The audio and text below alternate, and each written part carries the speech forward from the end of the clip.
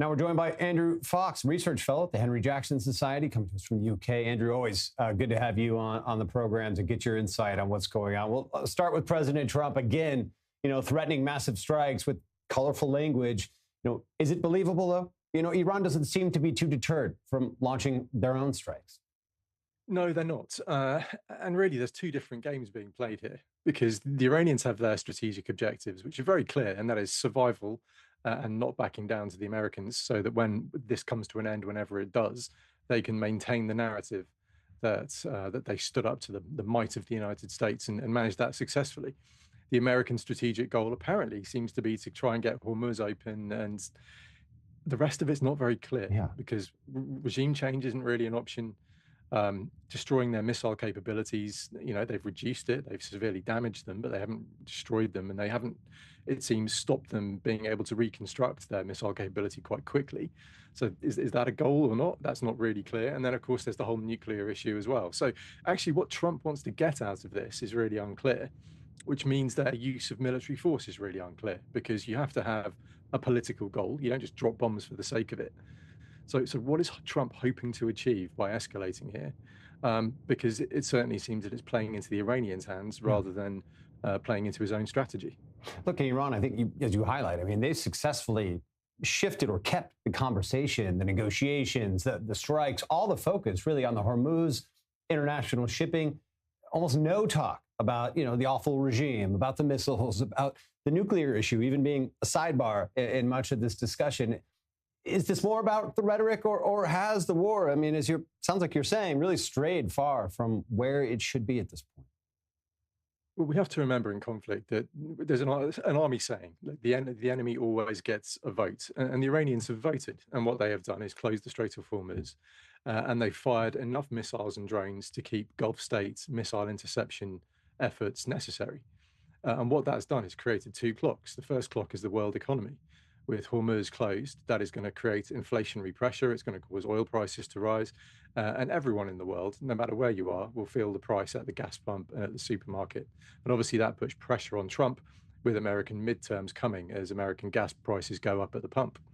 The second clock is those missile interceptor stocks. There are limited supplies. We know that America and their allies burn through approximately half of the world's supply of Patriot missiles. These take 48 months or more to replace. So there's none coming quickly, which means there is always going to be a hard limit on how much of a hit those Gulf states can sustain before they run out of missile interceptors. Now, they're not there yet, but that's clearly still a pressure clock that's running. And so, yes, I think we all want to see the end of the regime. We all want to make sure that they don't have missiles to hurt their enemies. But the problem here is how you stop them practically whilst they have these two clocks running. The enemy has voted, and they voted very effectively. And that has put a huge amount of pressure on Trump, which is why I think we're seeing this sort of strategic flailing around and trying to find an exit strategy. Look, I'm going to shift the focus to the proxies here. Unfinished business, clearly, with all of the Iranian proxies. But you have the Iraqi government, who's, said last night strikes against these popular mobilization forces were backed by, or who are backed by Iran. They were done in coordination with the United States. It's the same in Beirut, in Lebanon. So you have these countries with central recognized governments that are seeking help and trying to get control over these proxies. Is there, is that an upside to the story, at least? Well, there have been several fronts that haven't been that noisy since 7th of October. And I think we do have to remember and just stop and check ourselves every now and again and remind ourselves that this is a seven-front war that started on 7th of October. It's not just about Hamas or Hezbollah. It's about the entire Iranian ring of fire around Israel. And the Iraqi front, the PMF, have been pretty quiet throughout this war for the main reason that they are deeply embedded within the Iraqi state. In a way that even Hezbollah aren't in Lebanon. This is a Shia force. Iraq is majority Shia, that have had many decades of experience and practice, particularly against organizations like the British in the south of Iraq.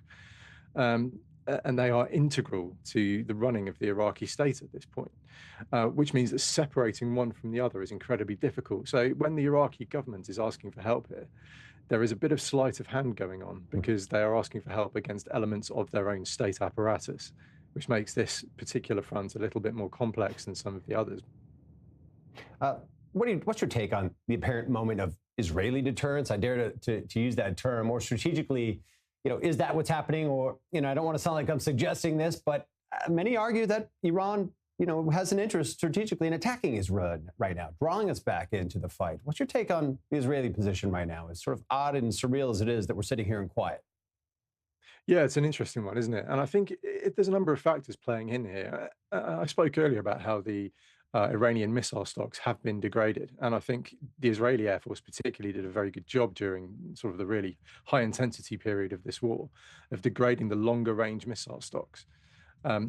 Which means it's a lot more financially viable for the Iranians to use the shorter range missiles in their drones against the Gulf states than it is against Israel, because they know Israel's got a very solid missile defense system. They know that firing these now quite scarce missiles at Israel is probably a waste of time. They can keep that interceptor stock degradation going by firing at the Gulf states instead. So it's all about strategic effect for the Iranians. And what they're trying to do is burn down those interceptor stocks, keep the Gulf states under pressure, keep the Gulf states putting pressure on Washington to find a deal. And that will get to a better outcome for Iran than if they somehow fire at Tel Aviv, miss or get intercepted again, and then draw the Israelis back into bombing the heck out of them, as Trump might inadvisedly say. So, I think that's the logic here. They are, the Iranian regime are crazy. They are religious extremists, but they are also incredibly rational actors within their own frame of thinking. So they will be working towards a strategic goal just as much as anyone else is here. And I think they're playing it quite cleverly. Andrew Fox, as always, great analysis, great contribution to the show. Thanks for joining us. Thank you.